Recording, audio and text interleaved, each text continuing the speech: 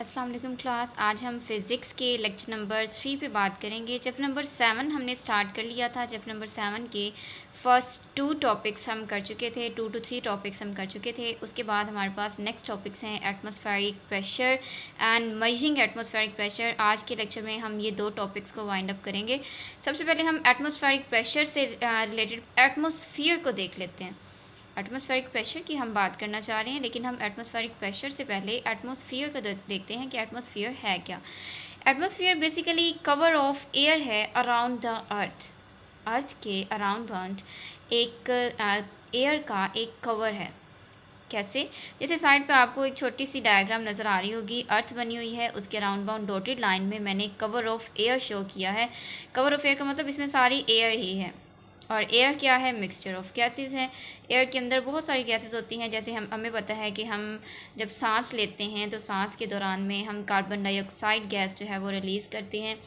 Plants जब food formation कर चुके होते हैं तो फोटोसिंथेसिस के प्रोसेस के में वो ऑक्सीजन गैस जो है वो रिलीज़ करते हैं। इट्स मीन्स कि हवा के अंदर हर तरह की गैसेस होती हैं, क्लोरोफ्लोरोकार्बन एंड सो ऑन, हर तरह की गैसेस होती हैं। तो ये सारी गैसेस का जो मजमुआ होता है, जो सारी गैसेस को अगर हम कंबाइंड फॉर्म में देखें तो वो हमारे पास क्या बन जाती है? एयर। और एयर का जो एक कंप्लीट कवर बनता है अर्थ के अराउंड बाउंड, उस कवर को हम क्या कहते हैं? एटमॉस्फेयर। एटमॉस्फेरिक प्रेशर की अगर हम बात करें तो एटमॉस्फेयर जो अर्थ पर एक प्रेशर एक्सर्ट करता है। Atmosphere mean cover of air. Air जो गैसेस हैं वो जो एटमॉस्फेयर पर अर्थ पर प्रेशर एक्सर्ट करते हैं उसे हम कहते हैं atmospheric pressure. The pressure exerted by atmosphere on earth is called atmospheric pressure। इसके बाद हम देखते हैं कि ये जो हमारे पास एटमॉस्फेरिक प्रेशर है ये बेसिकली सी लेवल से हम देखना स्टार्ट करते हैं। सी लेवल से ज़ाहिर सी बात है सी के अंदर थोड़ी गैसेस होंगी, तो सी लेवल से अप देखना स्टार्ट करेंगे। सी लेवल से अप ये ऑलमोस्ट 100 किलोमीटर्स ऊपर की तरफ होता है। मीन्स कि ये जो कवर है ये 100 किलोमीटर्स दूर तक जाता है। अर्थ के अराउंड बाउंड 100 किलोमीटर्स दूर तक जाता है। यहाँ से हम ये समझ सकते हैं कि जैसे जो है मछलियाँ, पानी के अंदर रहने वाली चीज़ें जितनी भी हैं, वो जितनी भी क्रिएशंस हैं पानी के अंदर रहने वाली, वो सारी सी के बॉटम पे रहती हैं। ऐसा ही होता है। मैक्सिमम जो है सी की जो जितनी भी क्रिएशंस हैं वो सारी की सारी सी की बॉटम पे रहती हैं। इसी तरह से हम ये भी कह सकते हैं कि हम एटमॉस्फेयर के बॉटम में रहते हैं। मींस कि हम जो एयर है उसके बॉटम में रहते हैं, बिल्कुल लास्ट पे रहते हैं। जैसे जैसे हम ऊपर की तरफ जाते हैं तो एटमॉस्फेरिक प्रेशर कम होता चला जाता है। नेक्स्ट हमारे पास एयर की बात की गई है। एयर बेसिकली क्या है? मिक्सचर ऑफ गैसेस है, जो मैंने आपको पहले भी बता दिया कि air basically mixture of gases है। और ये आपने केमिस्ट्री के अंदर भी पढ़ रखा है। चैप्टर नंबर 1 में स्टार्ट में ही आपने air gas and so on बहुत सारी और भी चीज़ें पढ़ी थी, जिसके अंदर उन्होंने मिल्क की भी बात की थी कि मिल्क क्या है एंड सैंड क्या है और ये सारी चीज़ें। एयर जो है बेसिकली गैसेस का मिक्सचर है, जिसके अंदर oxygen, hydrogen, nitrogen, carbon dioxide gas, chlorofluorocarbons and so on और भी बहुत तरह से की गैसेस मौजूद होती हैं। इसके बाद अगर हम एटमॉस्फेरिक प्रेशर की प्रॉपर्टीज़ की बात करें तो सबसे पहली प्रॉपर्टी है कि हवा जो है मींस के एयर जो है उसके अंदर ज़ाहिर सी बात है हमने गैसेस की बात की और गैसेस के अंदर मॉलिक्यूल्स भी होते हैं। तो यहाँ पर जो बिल्कुल लो लेवल पे गैसेस होती हैं हमारे पास, जैसे मींस कि अगर हम अपने लेवल पे आके एयर को देखें तो वहाँ पर मॉलिक्यूल्स करीब करीब होते हैं, क्योंकि बहुत ज़्यादा गैसेस होती हैं। जैसे ही हम एक लेयर अप जाते हैं तो कुछ गैसेस नीचे ही रह जाती हैं, वो ऊपर नहीं आती। इट्स मीन्स कि गैसेस जब ऊपर जाती हैं तो वो थोड़ी सी कम हो जाती हैं, उनकी वैल्यू कम हो जाती है, उनकी डेंसिटीज़ कम हो जाती हैं। इससे ऊपर चले जाएं तो डेंसिटीज़ मज़ीद कम हो जाती हैं, मॉलिक्यूल्स मज़ीद ओपन हो जाते हैं, स्पेसेस ज़्यादा हो जाती हैं और आहिस्ता आहिस्ता गैसेस, कुछ गैसेस नीचे तक रह जाती हैं, कुछ ऊपर आ जाती हैं। लास्ट लेयर की बात करें तो बहुत कम गैसेस ऐसी रह जाती हैं जो कि ऊपर फाइनल एंड तक जाती हैं। इसका मतलब ये कि बॉटम पे डेंसिटीज़ ज़्यादा थी, आहिस्ता आहिस्ता डेंसिटीज़ कम होती चली गई। तो जैसे जैसे हम नीचे से ऊपर की तरफ मूव करते हैं एयर की डेंसिटी चेंज होती रहती है और डेंसिटी के चेंज होने की वजह से उसका प्रेशर भी चेंज होता रहता है।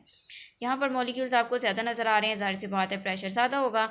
इससे ऊपर आ जाएँ तो मॉलिक्यूल्स कम नज़र आ रहे हैं तो प्रेशर इसकी निस्बत कम हो जाएगा। इससे ऊपर अगर हम बात करें तो प्रेशर मज़ीद कम हो जाएगा। नेक्स्ट ऊपर मूव करेंगे तो प्रेशर मज़ीद कम होता चला जाएगा। जैसे जैसे मॉलिक्यूल्स की तादाद कम होती जाएगी प्रेशर कम होता चला जाएगा। तो सबसे पहली प्रॉपर्टी क्या है एटमॉस्फेरिक प्रेशर की, कि जैसे ही हम ऊपर की तरफ मूव करते हैं एटमॉस्फेरिक प्रेशर डिक्रीज करता जाता है।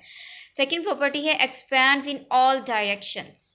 एटमॉस्फेरिक प्रेशर जो है वो सारी डायरेक्शंस में फैल जाता है। कैसे? एक एग्जांपल तो बबल्स की है। सॉप बबल्स हम कह सकते हैं। सॉप बबल्स भी स्फेरिकल फॉर्म में होते हैं। अब वो स्फेरिकल फॉर्म में क्यों होते हैं? क्योंकि प्रेशर जो उसके अंदर, हवा जो उसके अंदर भर गई होती है वो उसे सारी डायरेक्शंस में एक्सपैंड करवाती है। बालून की बात करते हैं, हम एक साइड से एयर फिल करना स्टार्ट करते हैं तो बालून जो है वो हर साइड से एक्सपैंड करना स्टार्ट कर देते हैं। इसका मतलब क्या है कि जो इंटरनल एक्सटर्नल प्रेशर्स हैं वो इक्वल होते चले जाते हैं, जिसकी वजह से, और दूसरी चीज़ ये कि जो एटमॉस्फेरिक प्रेशर है वो सारी डायरेक्शन में मूव करता है। यहाँ आपको एरोस लगे हुए नज़र आ रहे हैं, ये सारी डायरेक्शन में मूव करता है जिसकी वजह से बालून एक्सपैंड कर जाता है। अब हम देखते हैं कि बुक में हमने इस क्वेश्चन को, इस टॉपिक को किस तरह से करना है। फर्स्ट पैरा में देखिए, सबसे पहले हमारे पास है एटमॉस्फेरिक प्रेशर और उसके अंदर उन्होंने एटमॉस्फेयर को ही डिफाइन किया हुआ है। The earth is surrounded by a cover of air called atmosphere. It extends to a few hundred kilometres above sea level. And उसके आगे उन्होंने वही बात की है जो मैंने आपको कहा कि सी क्रिएचर्स जो हैं वो जितनी भी हैं वो ओशियन के बॉटम में रहती हैं, और इसी तरह से हम भी एयर ओशन है और उसके बॉटम में रहते हैं। इसके बाद उन्होंने एयर की बात की है कि air basically mixture of gases है और उसकी डेंसिटीज़ जो होती हैं वो यूनिफॉर्म नहीं होती, ऊपर से नीचे की तरफ इंक्रीज़ करती हैं और नीचे से ऊपर की तरफ डिक्रीज़ करती हैं। इसके बाद उन्होंने एटमॉस्फेरिक प्रेशर की फर्स्ट प्रॉपर्टी बताई है, it decreases continuously as we go up. Continuously decrease करता है, जैसे जैसे डेंसिटीज़ डिक्रीज़ करेंगी ये भी साथ साथ डिक्रीज़ करेगा। नेक्स्ट उन्होंने नेक्स्ट प्रॉपर्टी बता दी है नेक्स्ट पैरा के अंदर, atmospheric pressure acts in all directions. Atmospheric pressure सारी डायरेक्शंस में एक्ट करता है। एग्जांपल के तौर पर उन्होंने साथ जो है वो बालून की एग्जांपल दी है, ऊपर जो है वो उन्होंने सॉप बबल्स की एग्जांपल दे दी है। नीचे उन्होंने एक क्वेश्चन दिया है हमें, why the soap bubbles so formed have spherical shape. Shop bubbles जो होते हैं वो स्फेरिकल शेप क्यों रखते हैं? उसके आंसर में हम लिखेंगे the soap bubbles have spherical shapes due to atmospheric pressure.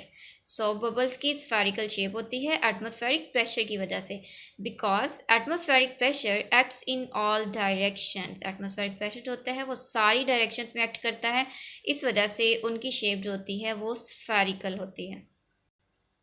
Next है कि क्या हम ये बात बताते हैं कि एटमॉस्फेरिक प्रेशर तमाम डायरेक्शंस में एक्ट करता है? तो हाँ जी बिल्कुल, हमने जब पिछले क्वेश्चन का ये आंसर दिया है तो जाहिर सी बात है इसका हम क्या देंगे, यस, कि हम यही कहते हैं कि atmospheric pressure acts in all directions. Next question हमारे पास लिखा हुआ है, in what direction does the balloon expand. कौन सी डायरेक्शन में बालून एक्सपैंड करेगा? तो हमें पता है कि एटमॉस्फेरिक प्रेशर ऑल डायरेक्शंस में एक्ट करता है। अगर वो ऑल डायरेक्शंस में एक्ट करता है तो ज़ाहिर सी बात है वो बालून को ऑल डायरेक्शंस में एक्सपैंड भी करवाएगा। तो हम क्या लिखेंगे, इन ऑल डायरेक्शंस। नेक्स्ट टॉपिक है हमारे पास मेजरिंग एटमॉस्फेरिक प्रेशर। तो हम सबसे पहले तो ये देखेंगे कि ऐसा कौन सा इंस्ट्रूमेंट है जो एटमॉस्फेरिक प्रेशर को मेजर करता है। तो उसमें हमारे पास इंस्ट्रूमेंट का नेम क्या है, barometer. The instrument use to measure atmospheric pressure is called barometer. Barometer से जब एटमॉस्फेरिक प्रेशर मेजर किया गया तो उसकी वैल्यू कितनी हमें बताई गई है, 101300 पास्कल्स। हमें पता है प्रेशर का यूनिट पास्कल भी होता है, न्यूटन पर मीटर स्क्वायर भी होता है। तो हम पास्कल भी लिख सकते हैं, न्यूटन पर मीटर स्क्वायर भी लिख सकते हैं। वैल्यू इसकी कितनी है, 101300 पास्कल्स।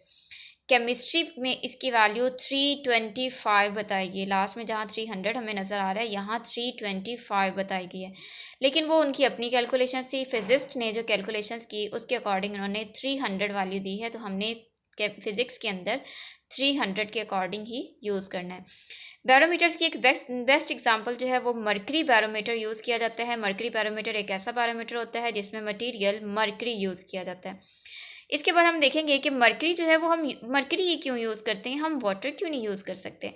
तो उसके लिए उन्होंने रीज़न दी है कि मरकरी जो होता है वो 13.6 टाइम्स डेंसर होता है वाटर से।